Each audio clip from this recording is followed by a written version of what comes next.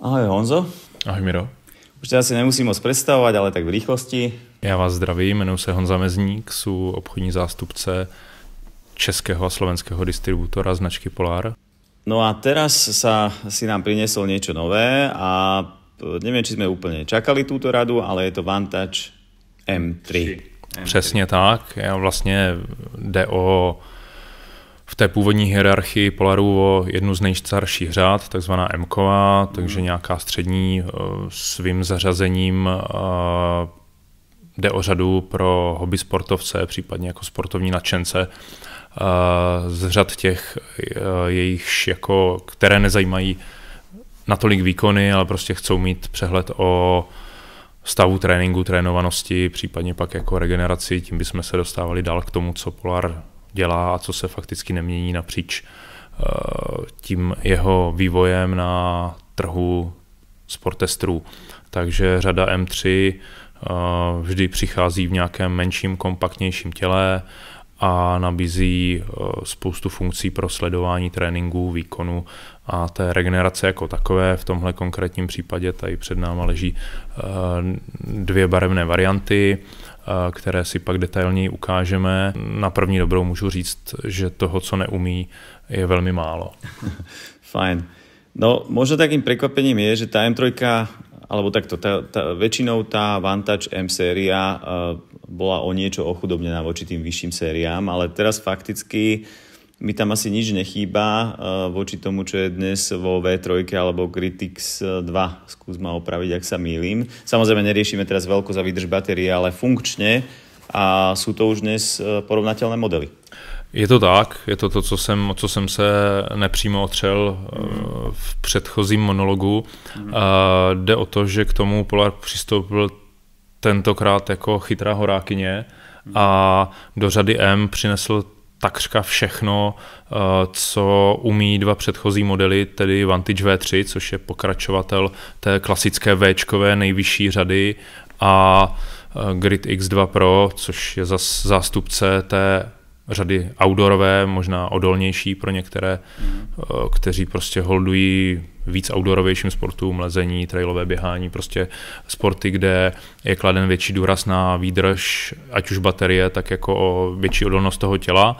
No a Vantage M3 v současné době nezůstává o nic pozadu, jak tady Mira zmínil, tak v podstatě jediný funkční rozdíl, který tam je jako velikost, v tomhle případě jako menší velikost, díky tomu i trošku příznivější váha, ale po softwarové stránce a prakticky jako senzoricky jde o totožný model s těmi předchozími dvěma zmiňovanými hodinkami. S V3 a s Gritixom. Přesně tak. Takže poďme teda, čo je najskôr, čo je iné, takže je to samozrejme rozmer, váha a výdrž. Takže skúsme sa toho dotknúť, čiže váhu vidím 53 gramov, inak povedané veľmi ľahučké hodinky. Aj keď nie sú to čisté plastiaky, ja si myslím, že tá luneta je minimálne oceľová. Je to tak. Luneta je oceľová, stejne tak sú oceľová tlačítka. A musím povedať aj z pohľadu dizajnu, že veľmi dobre vyzerajúce, že je tam taký pokus o nejaké gravírovanie a o taký neúplne tradičný výzor tej lunety. Jo, jde o menší, kompaktní, víceméně plastové hodinky s pár ocelovými prvky, který vytváří dojem hodnotnějšího modelu. Takže lahučké 53 gramové, 44 mm, Lukáš nameral 45 s tlačidlami, takže je to taký, by som povedal, unisex, že určite cieľovka dámy a chlapi, ktorí majú radi menšie hodiny, ktoré sa komfortne nosia. Čiže len pre porovnanie Gritix má najväčšiu lunetu 48 mm, Vantage V3 je 47. Ale Lukáš by naměřil 48.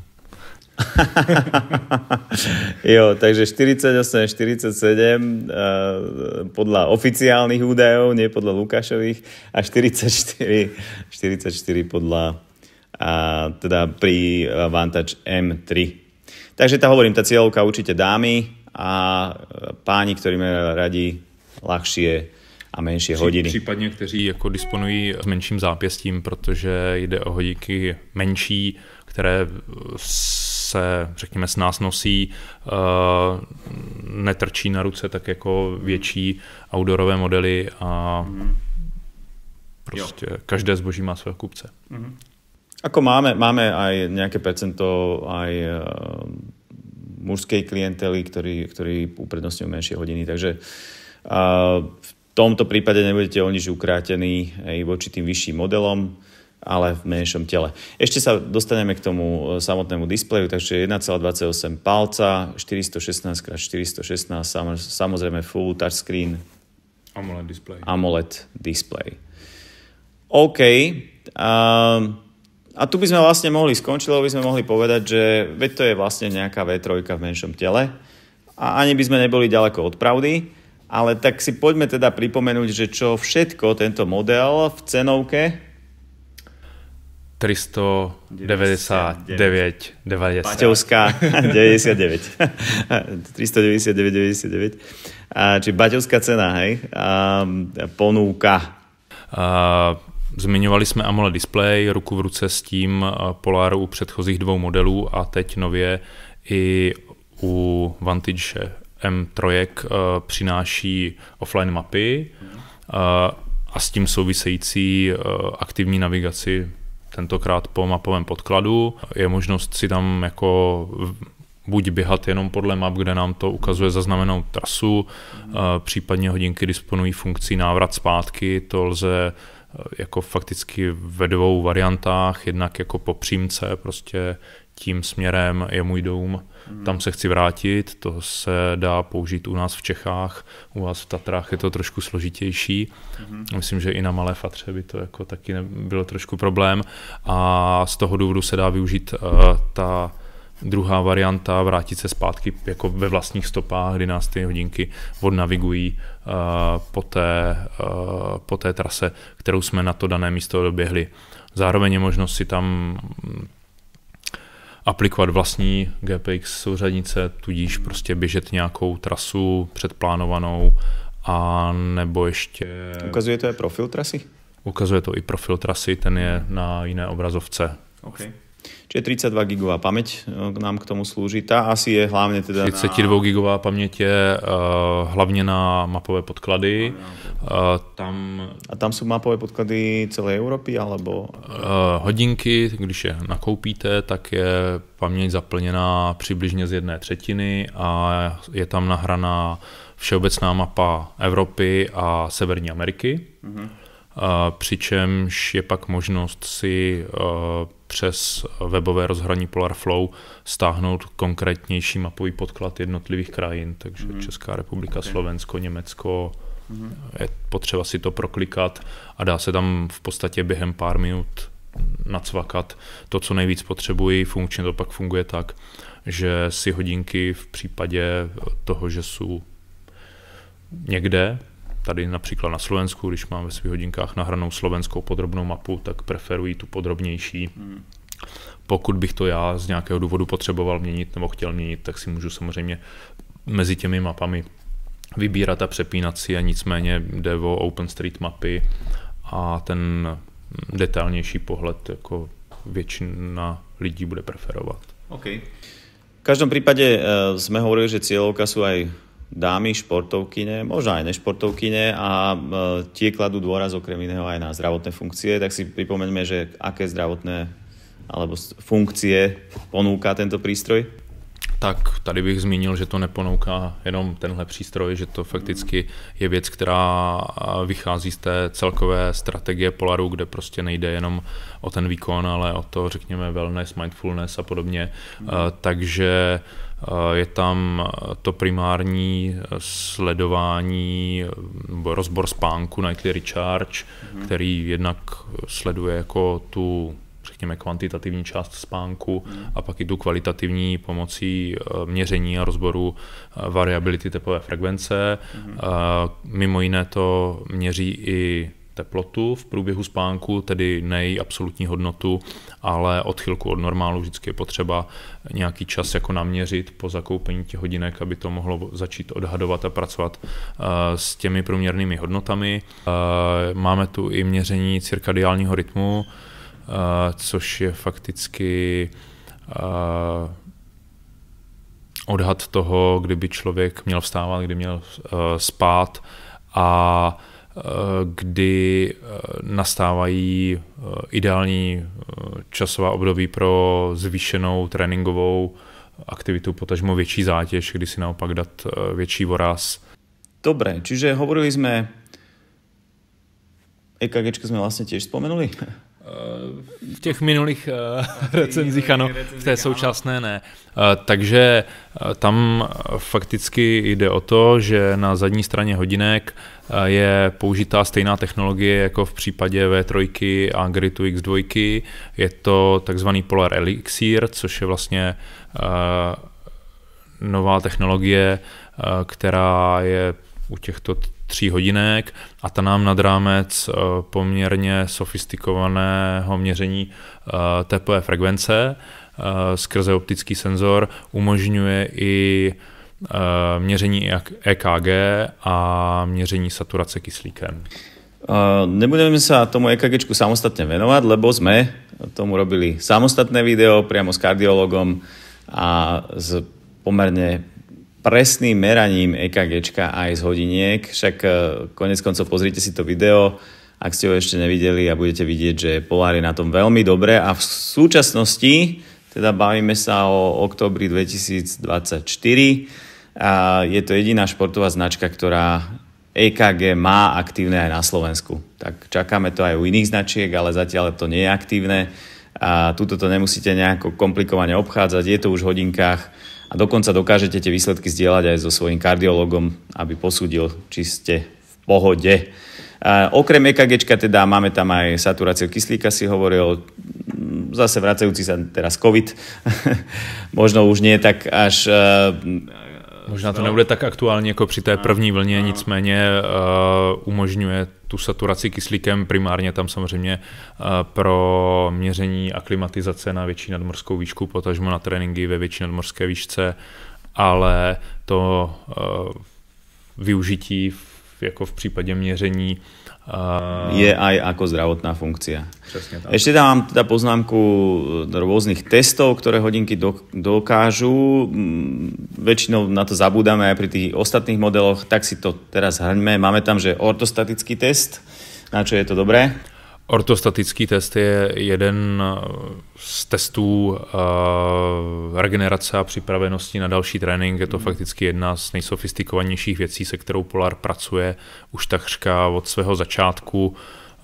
Asi se tady tomu nebudu šířej věnovat, je to v manuálu, dá se to vyčíst, je o tom spousta videí na internetu, takže prostě jen dobré vědět, že to ortostatický test má.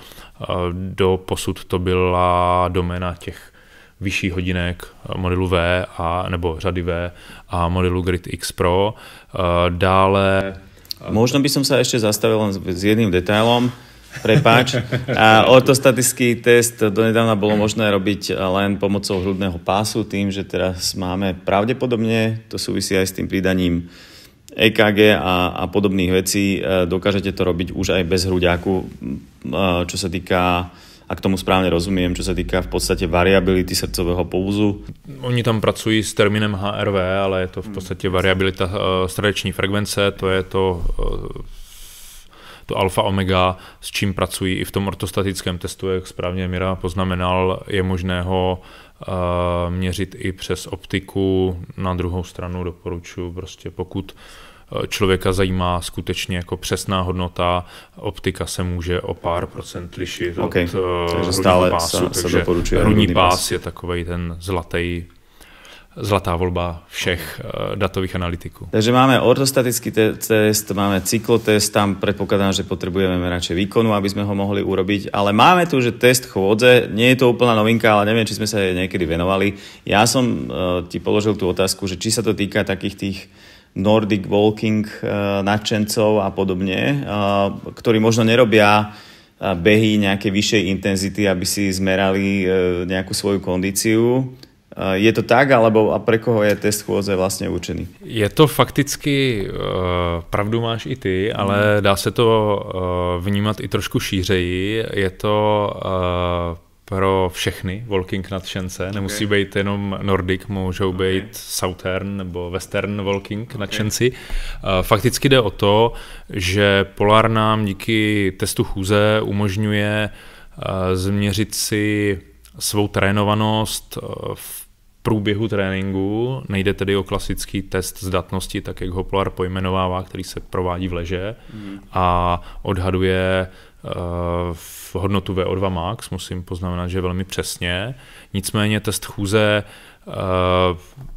je zpřesněné měření přímo jako v průběhu té aktivity a pokud někdo se sportem začíná, případně se vrací po nemoci, nemá jako příliš velkou kondici, tak cyklistický test, případně běžecký test, jsou testy, které jsou prováděné do submaxima a maxima a můžou být příliš invazivní, proto tam je ten test chůze. Je to jako v podstatě v hodinkách všechno popsáno, co jak máte dělat, hodinky vás navádí na konkrétní rychlost, kterou udržujete, případně ji zrychlujete a čím déle ho provádíte, tím je to měření přesnější. Dobre, už nám teda zostala jedna... Ne, víc věcí. Ještě je tam jedna poměrně zajímavá věc, která bývá často opomenutá. Když jsme ty testy zmínili, tak se vyplatí zmínit ho u téhle příležitosti. Je tam ještě test regenerace nohou.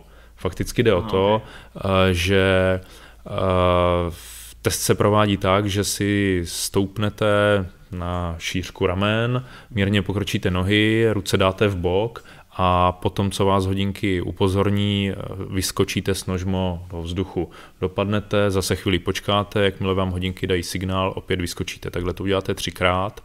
Aby ten test měl nějakou vypovídající hodnotu, je potřeba ho udělat alespoň 4krát a samozřejmě čím častěji ho měříte, potažmo provádíte, tím přesnější je a jde o to, že hodinky jako takové, tím, že pracují se srdeční frekvencí, vaši regeneraci odhadují pomocí jako klesající, rostoucí, případně se trvávající kardiovaskulární zátěže. Ale tady tenhle test vlastně ještě k tomu připojuje další nezbytnou věc. Většinu sportovních aktivit provádíme pomocí nohou, pokud nejsme plavci například, nebo chodci po rukách, tak tady si můžete poměrně přesně změřit svou jako regeneraci dolních končetin a zároveň porovnat s nějakými předchozími výsledky. To si myslím, že je poměrně šikovná utilita, která bývá neprávem opomenuta v rámci spousty recenzí. Dobre, tak už len si povedzme, že koľko teda v tomto menšom rozmere tie hodinky vydržia, takže len povieme, že respektíve takto, ty si urobil aj praktický test, bol si chorý, takže takého bežného nosenia bez aktivity, tam ti to vydržalo koľko? Tam mě to vydrželo fakticky týden, nebo 6 dní jsem vyzkoušel na jedno nabití a pořád jsem měl ještě přibližně 20%. V podstatě nedávno vyšla za aktualizace na Polar Flow, na tu mobilní verzi, která takřka vždy koresponduje s vydáním nového modelu. Je tam novinka, která v případě, že si ji zapnete, vás upozorní na vybíjející se hodinky. To je to, čeho jsem chtěl dosáhnout. To znamená, přijde vám notifikace na mobil, že máte hodinky nabít, pokud by vám nestačila indikace baterií prostě na těch hodinkách. Tak takže také nějaké bez aktivity. 6 dní využití v režimu, řekněme, chytrých hodinek a následně tam pak jako máme 30 hodin záznamů sportovní aktivity. V případě nejpřesnějšího měření je to tedy jako duální režim. Jsou to kanály L1, L5, co se GPS příjmu týče a zapnuté fakticky všechno, co lze. My sme poprosili aj Lukáša, aby nám to overil a koľko to teda reálne vydrží a tu je jeho vstup. Ahojte, tak dneska tu máme ďalšie nové video, lebo testujeme nový model. Je to konkrétne model od Polaru a je to Vantage M3. Takže takto vyzerá na ruke. Teraz je to taká ženskejšia farba, veľmi pekná. A ideme zhodnotiť GPS-ku, ako rýchlo sa chytá, akú má presnosť, aká je výdrž baterky a toto všetko si povieme po tréningu. Máme po tréningu a urobme si nejaké to zhodnotenie modelu Polar Vantage M3. Takže čo sa týka GPS-ky, po videní z baráku, z bytovky, keď som to porovnával s Garminom, Garmin sa chytil v zastávanej oblasti do 30 sekúnd, Polar tam mal mierne oneskorenie, trvalo to cca 50 sekúnd, takže je to, myslím si, že celkom slušné. Čo sa týka baterky, pri dvojhodinovom atletickom tréningu bola spotreba pri AMOLEDe 8%, z čoho vyplýva, že je to na hodinu 4%. A potom tam bolo ešte klasické veci ako bicykel, plávanie.